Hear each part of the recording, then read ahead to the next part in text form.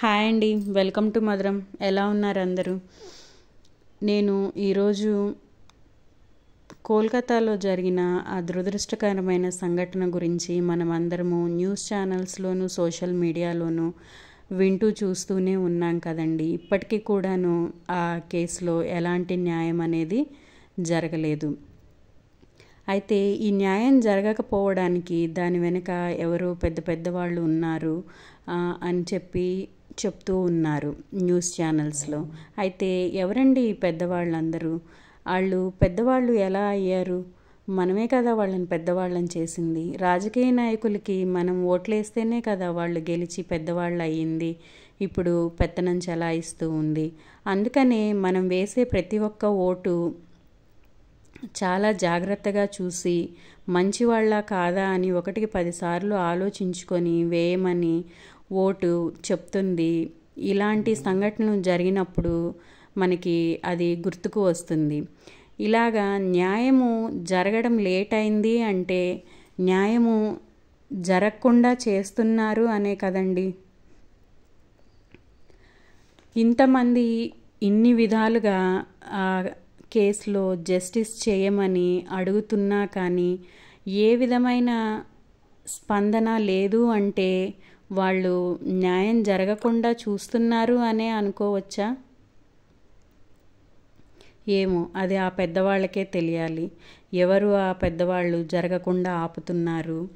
ఆ మాదక ద్రవ్యాల మాఫియా ఏంటో, ఆ అవయవాల మాఫియా ఏంటో ఇవన్నీ మనకు తెలియదు. వీటన్నిటి గురించి తను పోరాడింది అని న్యాయం కోసం పోరాడిన వాళ్ళని ఈ విధంగా చంపేస్తారా? నో అని చెప్పినందుకు ఇంత శిక్ష వేస్తారా? ఏమో, ఇది ఆ పెద్దవాళ్ళకే తెలియాలి, మనకి తెలీదు. కానీ ఏది ఏమైనప్పటికీ ఈ విధంగా చేసిన వాళ్ళని కఠినంగా శిక్షించాలి అని అయితే కోరుకోవడం తప్ప ఇంకా మనము చేయగలిగేది ఏమీ లేదు. వాళ్ళని ఇంతకు ముందులా జరిగిన కేసు అన్నిట్లలో అదే విధంగా జైళ్లలో పెట్టి వాళ్ళని చక్కగా బాగా తినిపించి వాళ్ళని తర్వాత ఎప్పుడో వాళ్ళకి చట్టపరమైన శిక్షలు విధిస్తారు అంటే ఇంకా చేయగలిగేది ఏమీ లేదు. ఇన్ని సంఘటనలు ఇన్ని విధాలుగా జరుగుతున్నా కానీ తొందరగా ఇలాంటి కేసులలో ఎందుకు న్యాయం జరగట్లేదు అనేది ఒక క్వశ్చన్ మార్క్. చట్టాలు ఎన్నిసార్లు సవరించారు అనేది మనకందరికీ తెలుసు కదండి. అప్పుడెప్పుడో మన రాజ్యాంగంలో ఉన్న చట్టాలు కాదు కదా. ఎవరికి వీలున్నట్టు ఎన్నిసార్లు ఆ చట్టాలని సవరించారు కదా. మరి ఇలాంటి దారుణమైన సంఘటనలు జరుగుతున్నప్పుడు కూడాను మరి ఆ చట్టాలను సవరించి ఈ విధంగా ఆడవాళ్లపైన జరిగే అత్యాచారాల గురించి ఒక కొత్త చట్టాన్ని ఆ చట్టాలలో చేర్చొచ్చు కదా. ఎందుకు ఆ విధంగా ఇన్ని సంఘటనలు, ఇంత భయంకరమైన ఇంత దారుణమైన సంఘటనలు ఈ విధంగా ఇంకా ఇప్పటికీ కూడాను జరుగుతూనే ఉన్నాయి.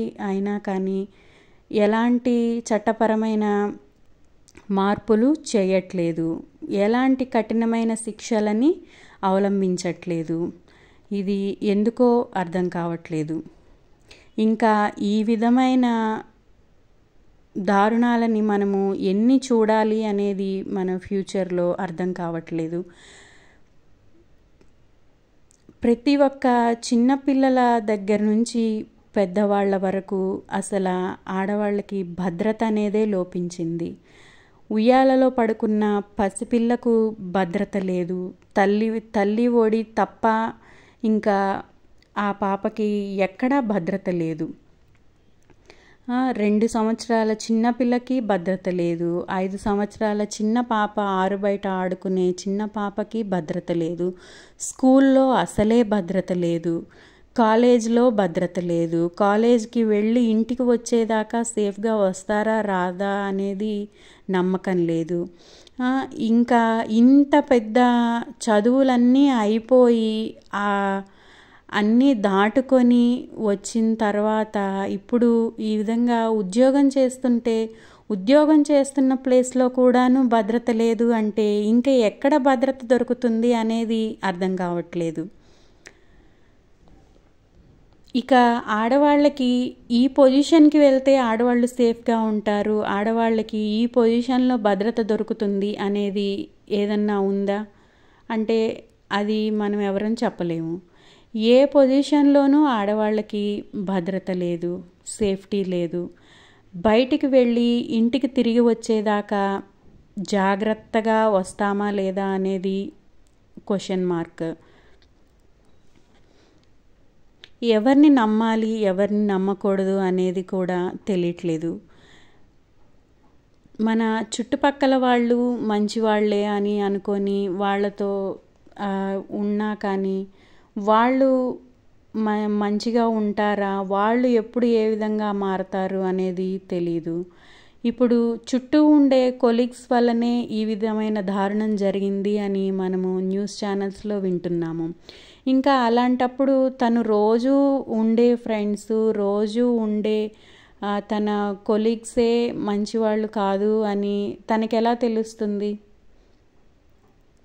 మంచివాళ్ళనే కదా వాళ్ళతో ఉంటుంది. అలాంటప్పుడు వాళ్ళే మంచివాళ్ళు కాదు, వాళ్ళ వల్లే ఈ విధమైన దారుణం జరిగింది అంటే ఇంకా ఎవరిని నమ్మాలి, ఏ విధంగా నమ్మాలి? ఇలాంటివి ఉంటేనే వీళ్ళని నమ్మాలి అని ఏదైనా ఉందా? అలా ఏమీ లేదు కదా. ఇంకా ఏ విధంగా నమ్మాలి? అసలు నమ్మకం అనేదే లేకుండా పోతుంది. మన చుట్టూ ఉండే వాళ్ళని నమ్మలేము, గురువుని నమ్మలేము, పెద్దవాళ్ళని నమ్మలేము, ఫ్యామిలీ మెంబర్స్ని నమ్మలేము. ఇంకా ఎక్కడ ఆడవాళ్ళకి భద్రత దొరుకుతుంది అనేది అర్థం కావట్లేదు. ఏదో ఒక పని చేసుకుంటూ ఏదో వాళ్ళ పొట్ట పోసుకుంటున్న ఆడవాళ్ళ మీద కూడాను ఈ విధమైన అఘాయిత్యాలు చేస్తూ ఉంటారు. అలాంటివి ఇంకా లెక్కలేనన్ని ఉంటాయి. ఇప్పుడు ఇలాంటివి బయటికి వచ్చాయి కాబట్టి మనందరికీ తెలిసింది, మనందరము ఈ విధంగా జరిగింది అనే దాని గురించి మాట్లాడుకుంటున్నాము. ఈ విధంగా అందరి దృష్టికి రానివి ఇంకా ఎన్ని ఉండి ఉండొచ్చు? ఈ విధమైన దారుణాలు ఇంకా ఎన్ని జరిగి ఉండొచ్చు? ఇంకా ఎన్ని జరుగుతూ ఉన్నాయి? ఇవన్నిటికీ ఎప్పుడు వీటన్నిటికీ పరిష్కారం దొరుకుతుంది అంటే ఇలాంటివి చేస్తే కఠినమైన శిక్షలు ఉంటాయి అని ఒక చట్టం వచ్చినప్పుడు మాత్రమే ఇలాంటి వాటన్నింటికి ఒక ఆన్సర్ అనేది దొరుకుతుంది అని నేను అనుకుంటున్నాను.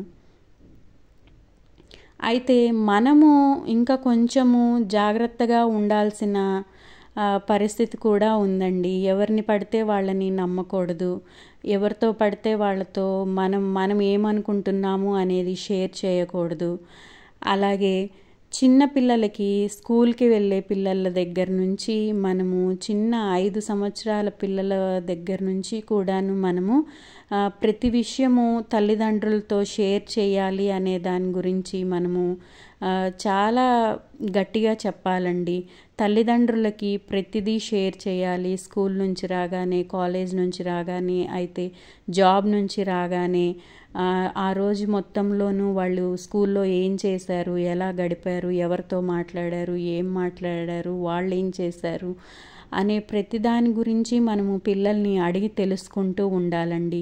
ఎందుకంటే వాళ్ళు ఎవరి వల్ల ఎక్కడ ఏ ఇబ్బంది పడుతున్నారు అనేది మనము వాళ్ళతో చాలా ఫ్రీగా ఉండి వాళ్ళని దాని గురించి మాట్లాడుతూ, అడుగుతూ, కనుక్కుంటూ ఉన్నప్పుడు మాత్రమే వాళ్ళు మనతో షేర్ చేయగలుగుతారు. అదే మనము వాళ్ళకి ఆ ఫ్రీడమ్ ఇవ్వలేదు, ప్రతిదానికి విసుక్కున్నాము అంటే వాళ్ళు అది మనకి షేర్ చేసుకోలేకపోతారు. అలా షేర్ చేసుకోలేకపోతే ఈ విధమైనటువంటి దారుణమైన సంఘటనలు జరిగే అవకాశం ఉంటుంది. కాబట్టి ఆడపిల్లలకైనా సరే, మగపిల్లలకైనా సరే అండి, మనము ఈ విధంగా వాళ్ళకి భయం లేకుండా, తల్లిదండ్రులంటే భయపడకుండా, తల్లిదండ్రులంటే వాళ్ళకి ఎంతో ప్రేమతోటి వాళ్ళు తల్లిదండ్రులతోటి ప్రతి విషయాన్ని షేర్ చేయగలిగేలాగా మనము వాళ్ళకి నేర్పించాలండి. ఎందుకంటే మనమే ఇంకా కీడెంచి మేలెంచాలి అంటారు కదండి.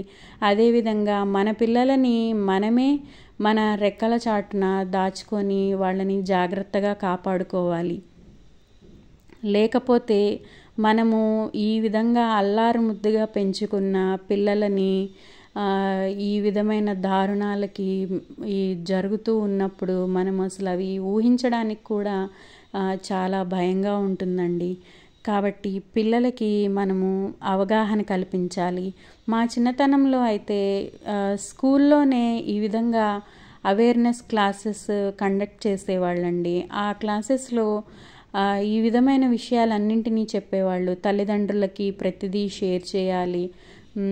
ఏదైనా మీకు ఇలా స్కూళ్ళలో ఇలాంటి సంఘటనలు ఏమన్నా జరిగాయి అంటే వాటిని ఖచ్చితంగా మీరు తల్లిదండ్రులతోటి చెప్పాలి అని, అదేవిధంగా చాలా విషయాల గురించి అవేర్నెస్ క్లాసెస్ అనేవి కండక్ట్ చేసేవాళ్ళండి. ఇప్పుడు స్కూళ్ళల్లో అలాంటి క్లాసెస్ ఏమీ కండక్ట్ చేయట్లేదు. అండ్ టీచర్స్ కూడాను పిల్లలు ఇలాంటి అవగాహన ఏది కల్పించట్లేదండి. విద్యా సంస్థల్లో కూడాను ఇట్లాంటి మార్పులు అనేవి రావాలి. ప్రతి ఒక్కళ్ళు ఈ విధమైన అవేర్నెస్ క్లాసెస్ని కండక్ట్ చేయాలి. పిల్లలకి గుడ్ టచ్ అంటే ఏంటి, బ్యాడ్ టచ్ అంటే ఏంటి, ఎవరైనా ఈ విధంగా ఇబ్బంది పెడుతున్నారా అనే దాని గురించి కానీ, ఈ విధంగా స్కూళ్ళల్లో కూడాను టీచర్స్ కూడా ఇలాంటివి పిల్లలకి అవగాహన కల్పించాలి.